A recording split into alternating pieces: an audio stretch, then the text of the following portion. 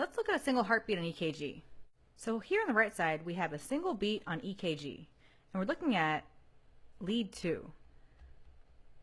Lead 2 has a negative electrode on the right hand and a positive electrode on the left foot. In a healthy heart, the wave of depolarization overall runs from the top right to the bottom left.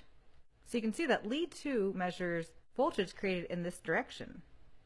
Therefore, lead 2 is commonly singled out for more simple information, such as heart rate and rhythm, because it gives you a pretty good view of the waves, particularly the P wave.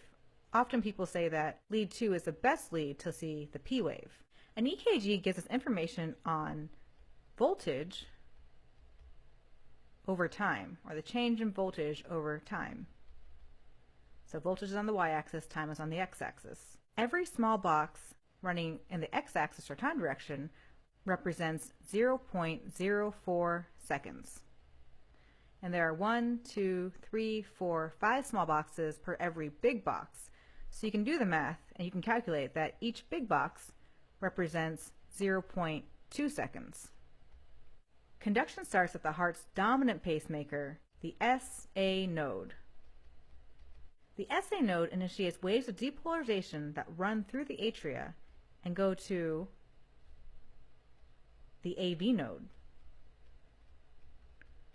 And on EKG, this depolarization through the atria is seen as this purple wave here called the P wave. The P wave is usually about 2 small boxes or 0.08 seconds. And again, the P wave represents atrial depolarization. And what happens after the atria depolarize? Well, you get subsequent contraction. After the signal reaches the AV node, conduction slows down. And this is for a couple reasons. One is that AV nodal cells are smaller in diameter than the other cells. And as a rule, the smaller the diameter of the cell, the slower the conduction. In fact, AV nodal cells are among the smallest diameter cells in the body. Also, conduction runs primarily through calcium channels in the AV node. Calcium channels have inherently slow kinetics, and this is in contrast to fast sodium channels that we see in the ventricular conduction system.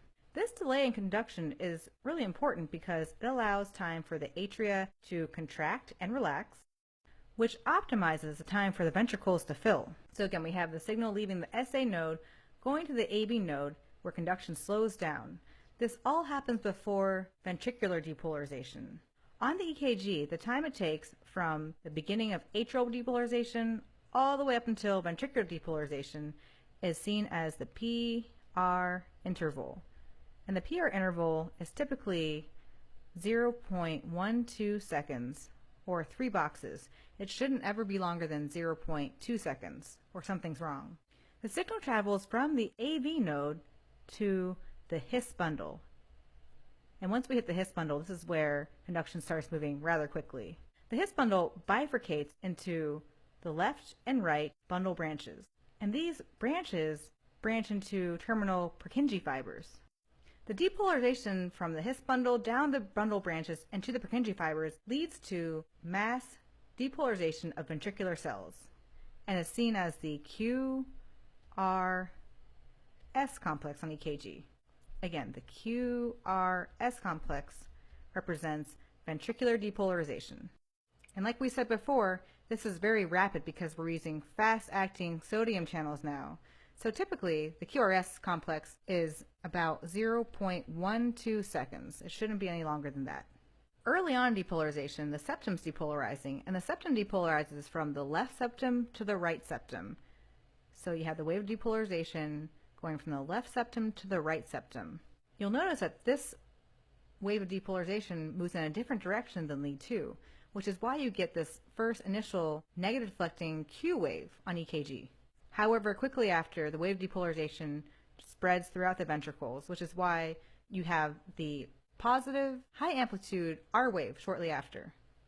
Something else to note is that during ventricular depolarization, you also have atrial repolarization. So at the same time as the ventricles are depolarizing, the atria are repolarizing. However, The EKG signal that you would see from atrial repolarization is actually lost because the QRS complex dominates, since there are far more ventricular cells than there are atrial cells. So you don't see the atrial repolarization on EKG because it's buried in the QRS complex. So just after ventricular depolarization and in the initial phase of ventricular repolarization, there's a flat segment on the EKG known as the ST segment. And the ST segment represents a period where there's no net current. That's to say, there's no large electrical vectors in any direction. However, this doesn't mean there's not a lot going on. During the ST segment is when the ventricles are contracting and are pumping blood to the aorta and to the pulmonary artery. Finally, the ventricular cells repolarize, and this is seen as the T wave on EKG.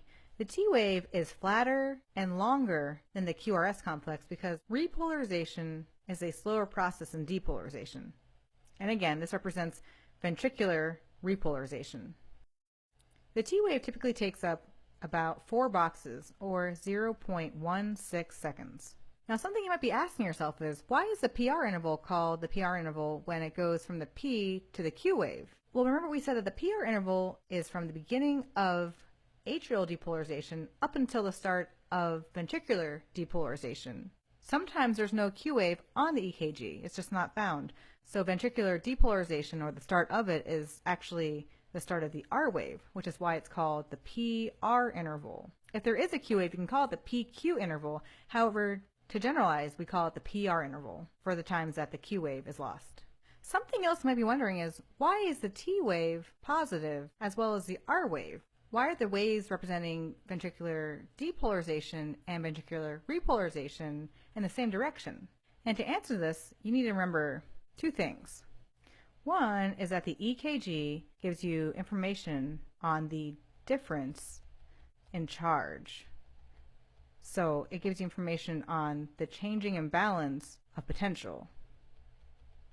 The other thing to note is that the epicardial cells repolarize before the endocardial cells. What do we mean by that? Well, remember how we said that the wave of depolarization goes down the bundle of His, the right and left bundle branches, to the Purkinje fibers. So you can imagine that the cells on the inside, or the endocardium, depolarize first, and the wave of depolarization spreads to the outside because we have the Purkinje fibers spreading the depolarization to the outer cells, or the cells of the epicardium. Let's cut out this part of the heart so I can show you in more detail. So remember, the EKG sees cells at rest as being positive on the outside. The wave of depolarization comes down and depolarizes the cells in the endocardium first. So those will be seen as negative, while they're still positive on the outside because the depolarization hasn't gone through yet. Eventually, the endocardium and the epicardium will be depolarized. And while typically cells that depolarize first repolarize first, it's different in the heart ventricles. Epicardial cells actually repolarize before endocardial cells. So the EKG sees them as positive before endocardial cells are positive. You'll notice that during depolarization, the vector created, and during repolarization, the vector created, are both in the same direction, which is why the peak of the QRS complex and the T wave are in the same direction.